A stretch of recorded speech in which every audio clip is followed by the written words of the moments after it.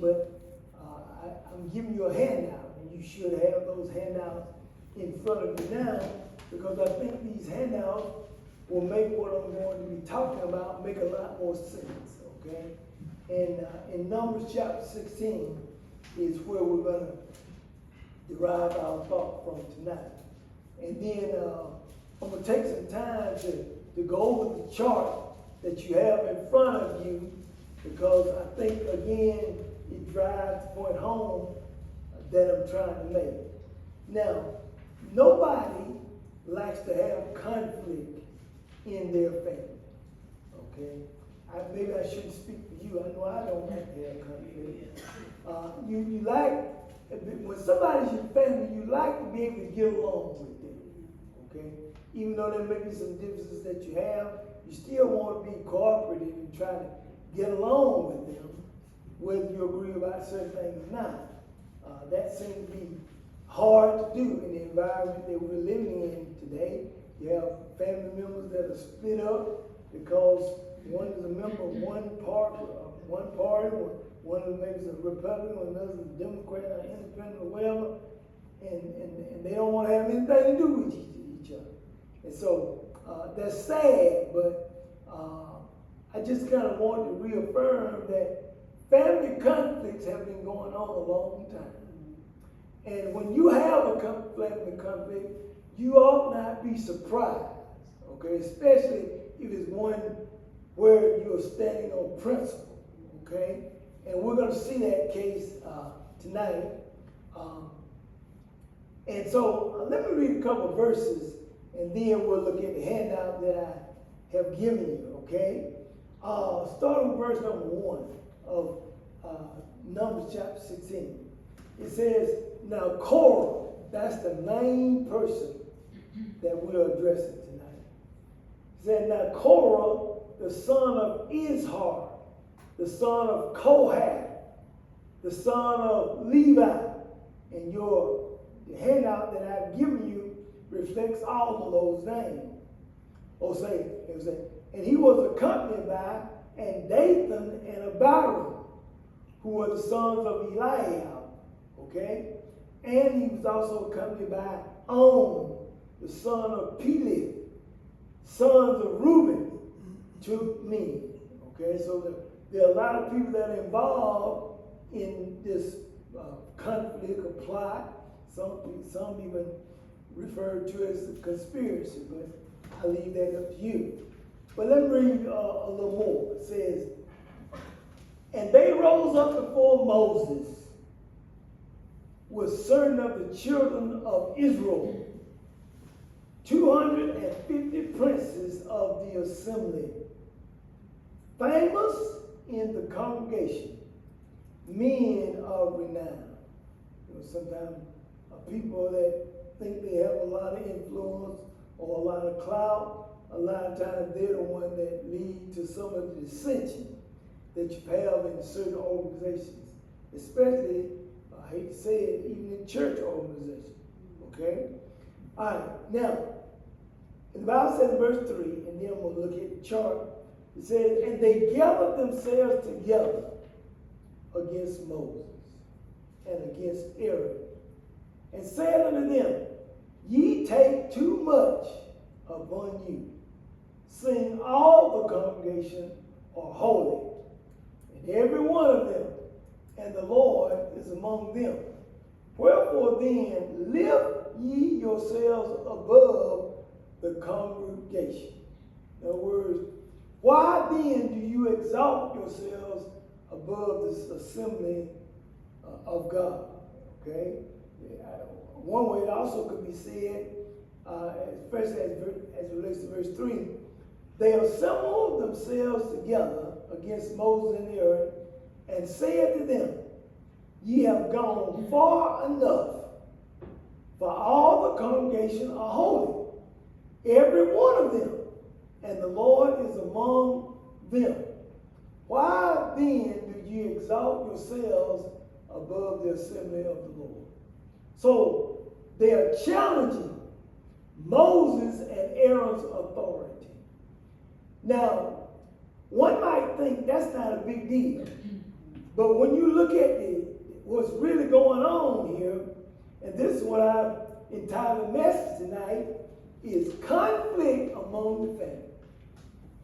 Conflict among the family. Now, I hate that those that may see this by way of the internet, you don't have this chart, so I try to be as graphic as I possibly can. Now, if you're looking at verses 1 and 2, you'll see this kind of laid out, okay? Now, it mentions Levi. We'll start with him, okay? Levi. And remember, Levi was one of the 12 tribes of 12 sons of Israel, or Jacob, before his name changed, okay? Levi was the one that was assigned the priestly responsibility, okay? Joseph, he later had 2 sons, Ephraim and Manasseh, which continue to make it 12 tribes, but God did that because he said, I'm going to take the tribe of Levi and I'm going to set them aside, and they're only going to be primarily responsible for the worship of the king. Okay? And so we see Levi. Okay? Now, the ironic thing about it, all the people other than Dathan and Abiram and On, all the people that are involved in this conflict are relatives. And you can see that from the chart. Now, Levi, remember he had the responsibilities of the worship. Certain sons had certain things that they would do as it relates to the worship. When the tabernacle got ready to move, there were certain sons that were responsible for the boards and the sockets and this stuff. Others were responsible for the clothing and the type of cloth that was on the tabernacle. Others were responsible for parts of the tabernacle. But those sons were Gershon, Kohath, and Merari. Okay? Those were children of Levi. Okay? And remember, Levi has been given the responsibility of the worship. Okay? So each one of these had a very important part.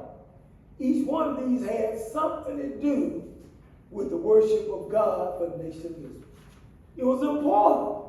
There's nobody here that doesn't have a position that's very important. Okay? Now, Gershon had 2 sons, Libni and Shammai. I'm not going to have you turn there, but you can see this also in Exodus chapter number 6, and you can jot these down. Exodus chapter number 6, verse 21, the sons of Ishar were Korah and Nepheg and Zikra. Okay? Same thing in verse number 4. Now, if you go back to Numbers chapter 16, now, the sons of Kohath, that's the primary character here. Okay? One of the primary characters. He had 4 sons. Okay? He had Amram, some call it Amram, and he had Ishar, and he had Hebron, and he had Uzziel. So all of these were brothers, and they were all sons of Kohath, who was a son of Levi. In other words, these are the grandsons. Okay? Now, again, all of these roles are important. And Merari, who had a different responsibility as it relates to the tabernacle, he had 2 sons, Mahali and Mushai. Okay? But I'm concentrating on the sons of Kohath tonight. Now, Kohath, and I want to look at the first 2 primarily. That was Amram. And the reason we remember Amram is because his 2 boys, and this is excluding Miriam, who was the daughter, were Moses and Aaron. They were 2 of the primary characters in the Old Testament. They were sons of Amram, who was the son of Kohath. Okay? Moses and Aaron. Now, Ishar, who was Amram's brother, he had some children too. His children were Korah, that's the guy we're talking about today. Nepheg and Zimri, that's what I just read in Exodus chapter number 6. Okay? So, just to drive the point home, Moses and Aaron and Korah were first cousins. So sad. We're talking about conflict within the family. Now, you gotta expect for people that are not in your family to pose problems sometimes. People that may not know you, people that might not be familiar to you, people of another nationality. You say, I'm not caught off guard if I get conflict with them. But when you start having conflict from your own family, it creates a real problem. And that's why I want to give you this handout. I wanted you to see, we are talking about first cousins. When Korah decided to rebel against the authority of Moses and Aaron, he was rebelling against his own first cousin. That's why I said, we may think things are different, but really, the more you study the Bible, the more you see people really hadn't changed their whole life. They're probably, I may be talking to some people tonight. You're having some issue with some of your first cousins. You don't agree, or maybe something you think ought to be done, they don't agree with it being done. Okay? But anyway, very seldom do you have open defiance and open rebellion, which is what we have here. Okay? And again, the only reason I'm giving you this chart is I want you to see that. Okay? Now, I also add on here because Aaron, he was the one that was assigned the high priest responsibility. Now, all of these were Levites. All of them were workers in the temple or tabernacle, but only Aaron was in charge of the high priestly responsibility. All of these could be considered priests, but there was only one high priest. And that high priest came from the descendants of Aaron. Aaron was the first high priest, and then you have his 4 sons, Nadab and Abihu. Remember, they were destroyed by fire because they offered a strange fire. And then there was Eleazar, he eventually became the high priest. And there was Ithamar, who also was a high priest. But prior to them coming on the scene, we have this issue between Moses, Aaron, and their first cousin, Korah. So, now that you see that, let's look in detail at what happens here. And we've already read in verse 3 that Korah decided that Moses, you and Aaron take too much responsibility upon yourselves. In other words, you are acting as if you all are the only ones that know God. You're the only ones that can get in touch with God. And you may have family members as well who may look at you as a holy roller, or they may look at you as somebody who's so spiritual that you the only one can get in touch with God. That's kind of what Korah was doing. He said, you guys have taken too much authority upon yourself. Everybody in the camp is just as spiritual as you are. Everybody here that were Levites were all of descendants of Levi. We can do these things just like you can. But it seems that you have taken authority to make these decisions for yourself. Oh, boy. How much things stay the same. And so, let's read on. In verse number 4, and when Moses heard it, he fell upon his face. Now, I don't want to casually pass over that. And you might not think that's a big deal either until you see this chart that I just gave out. One of the reasons I think that Moses fell on his face was he could not believe, of all people, his first cousin would be so openly defiant against what he was doing. His own reality. We're talking about conflict in the family. Okay? So Moses fell on his face. And he spake unto Korah, tried to reason with him. You may have had a situation where you tried to reason with some of your family members or some of your cousins, but they didn't want to be reasoning with you. He said, and he spake unto Korah and to all his company, saying, even tomorrow the Lord will show who are his and who is holy, and will cause him to come near unto him. Even him whom he hath chosen will he cause to come near unto him. Moses said, I tell you what, Korah, we're going to let God decide the matter. You know, you questioning whether I'm doing what I ought to be doing, whether God has assigned me to do it. And I'm not going to try to defend myself, but we're going to let God decide who he has put in charge. Okay? Sometimes God has a way of doing it. Everybody has an opinion, but sometimes God has to weed things out so he can show people who really need to be listened to. Okay? So he says, God will cause this to come to pass on tomorrow. He said, this to take you censers, Korah, and all his company, and put a fire therein, and put incense in them before the Lord tomorrow.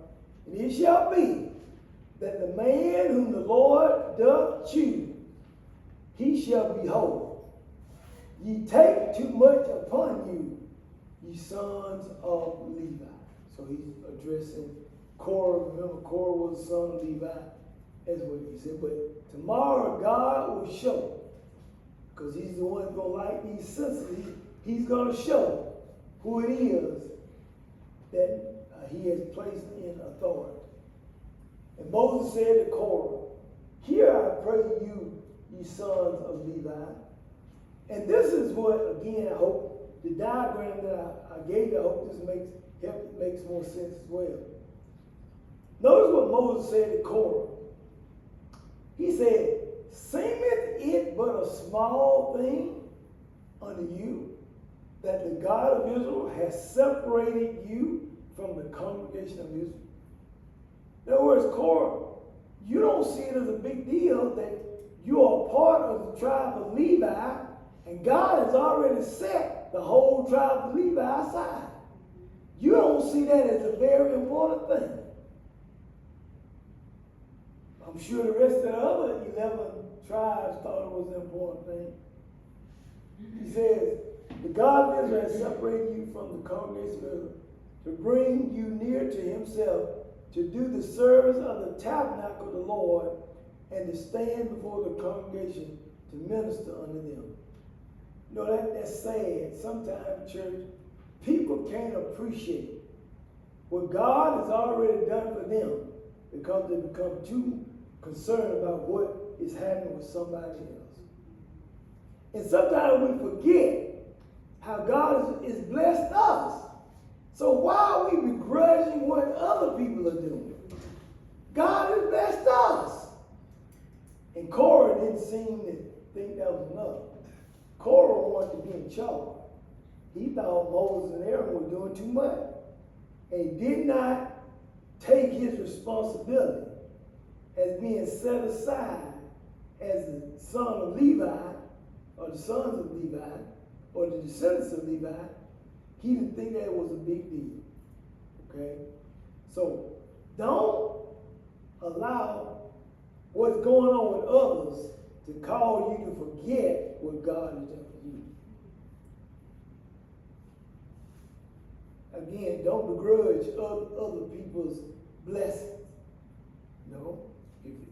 Hey, God has promoted a cousin of yours, give him a good job, put him in another neighborhood, or whatever. They've had some worldly attainment, or maybe they graduated from college or something like that. Hey, rejoice with them. There's no time to be jealous of them. Okay? Be thankful for what God has done for you. Okay, so he challenges him. He said, seemeth is a small thing. You think it's a small thing that God has separated you from the congregation of Israel. In verse number 10, he says, and he had brought thee near to him, and all thy brothers, sons of Levi, with thee, and seek ye the priesthood also. In other words, remember, all these were workers, all of them were Levites, all of them were responsible for the worship of Jehovah God. They all had certain things that they were required to do. But again, Korah, he wants to be in the priesthood. He wants to take the place of Aaron. Okay? And so, just serving God is not enough for him. In the same way, sometimes jealousy can creep into churches today. And what a Christian is doing now is no longer good enough. They want more attention. Okay? So he said, are you going to want to seek the priesthood also? For which cause both thou and all thy company are gathered together against the Lord. And what is Aaron? Remember, Aaron was the high priest. That ye murmur against him. In other words, Korah, not only what you're doing is bad, but you've influenced others. You cause other people to not be content with where they are as well. See, that's the thing about people when they grow weary or they have dissension. Sometimes it's not reserved to just them. Sometimes they spread, kind of like a cancer or a virus. They are unhappy. They're going to make sure there's some people around them that are unhappy as well. So these guys, Dathan and Abiram and On, they were heavily influenced by Moses and Aaron's first cousin, Korah. Family conflict. Okay? The Bible says in verse number 12, and Moses sent to call Dathan and Abiram, sons of Eliab, which said, we will not come up. Boy, you're talking about defiance. When Moses tried to reason with those that were in concert with Korah, they said, we're not coming up to meet you. You see how much influence Korah had?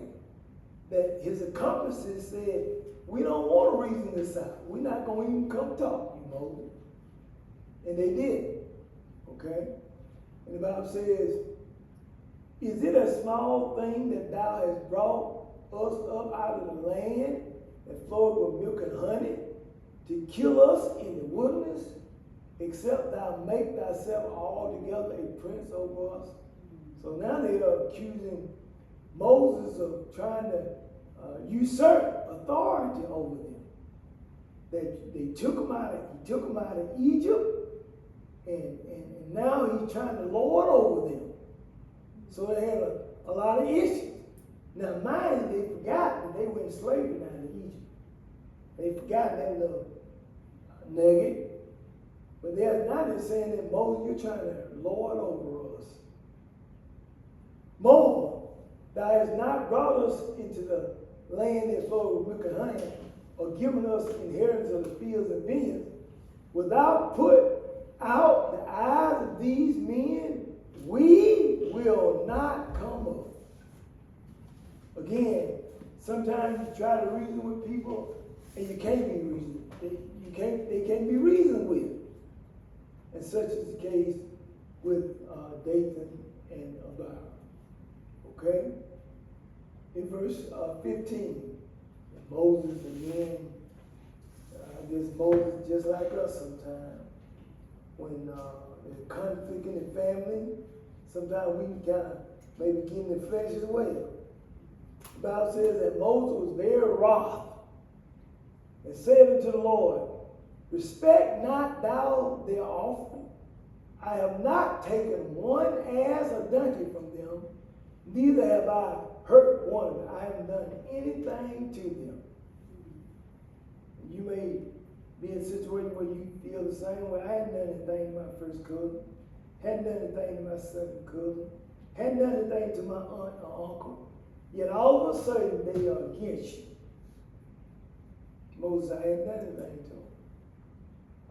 And Moses said to Korah, be thou and all thy company before the Lord, thou and they, and Aaron tomorrow. And take every man his censer and put incense in them, and bring ye before the Lord every man his censer, 250 censers. Remember, there were 250 people that were involved in this as well.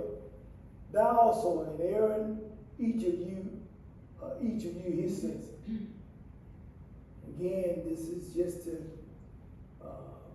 sign for God to show who's in charge. And they took every man his censer and put fire in them and laid incense thereon and stood in the door of the tabernacle of the congregation with Moses and Aaron. And Korah, the first cousin. I emphasize that. I keep emphasizing that because I want to emphasize it. This is a family conflict. The first cousin, Korah, gathered all the congregation against them unto the door of the tabernacle of the congregation. And the glory of the Lord appeared unto all the congregation. And notice, and the Lord spake unto Moses and said, and Aaron saying, separate yourselves from among this congregation, that I may consume them in a moment. God said, I had set this up the way I wanted it, and they're rebelling against the way I set it up, so I'm going to destroy them all. But Moses acts as an intercessor. And they fell upon their faces and said, oh God. Well, that's not like many of us sometimes. They intercede on behalf of those that were their enemies, even their own family. The God of the spirits of all flesh, shall one man sin and wilt thou be wroth with all the congregation? So God, you're going to destroy all of Israel because of the sin of Korah. Okay? He said, speak unto the congregation, get you up from about the tabernacle of Korah, Dathan and Abiram. Okay? And Moses rose up and went unto Dathan and Abiram, and the elders of Israel followed him. And he spake unto the congregation, saying, depart, I pray you, from the tents of these wicked men. It's sad to say this. They may be relatives, but sometimes what really is prompting this is wickedness. Okay? And touch nothing of theirs, lest ye be consumed in their all their sin. So they got up from the tabernacle of Korah, Dathan and Abiram, on every side. And Dathan and Abiram came out and stood in the floor of the tent, and their wives and their sons and their little children. That's what's so sad about it. The whole family were involved in this deceit. And Moses said, hereby ye shall know that the Lord has sent me to do all these works, for I have not done them of mine own. Moses said, you're going to find out. I didn't do anything. I didn't seek this position. I wasn't doing this for my glory. I did it because God sent me. But then, notice this. This is unusual. He said, but, well, let me read verse 29. If these men die the common death of all men, or if they be visited after the visitation of all men, then the Lord have not sent me. I mean, Moses with a bowl said, if these men die a common death, God hadn't sent me. Which goes to show what God was getting ready to do was going to be uncommon. And that's exactly what happened.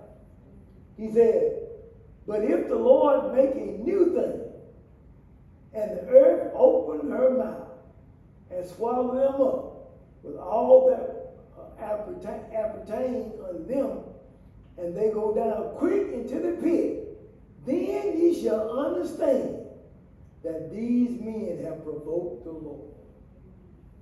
In other words, it's going to be something unusual. I've heard that term used, now God get ready to do a new thing. Sometimes I don't think it's used in the context in which the Bible uses it. Okay? It says in verse 31, I'll hasten on, and it came to pass, as he had made an end of speaking all these words, that the ground clave asunder that was under them. And the earth opened her mouth and swallowed up them. And notice this, and their houses, and all the men that appertain unto Korah, and all their goods. They and all that appertain to them went down alive into the pit, and the earth closed upon them. Can you imagine that? And they perished from among the congregation. And there's some other things that goes into it. I would encourage you to read it all.